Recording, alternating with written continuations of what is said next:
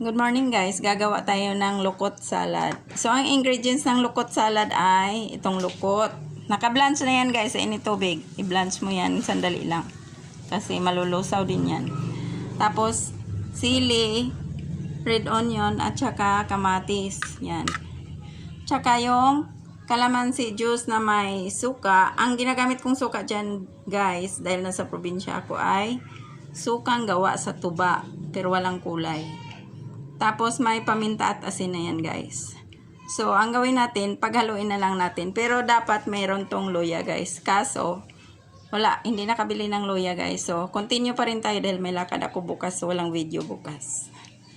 So lagay na natin guys ang sili at saka red onion yan. Lagay na natin.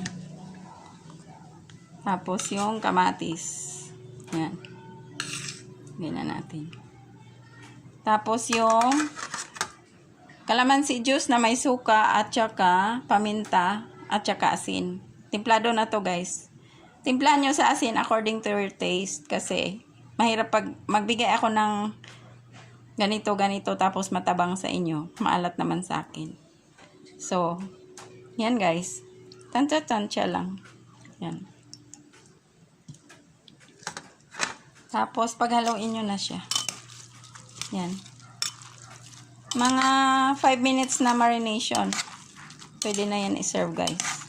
Talab na yung suka dyan at saka ano, mga spices.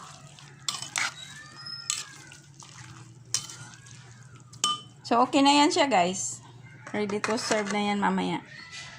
Thank you so much for watching guys.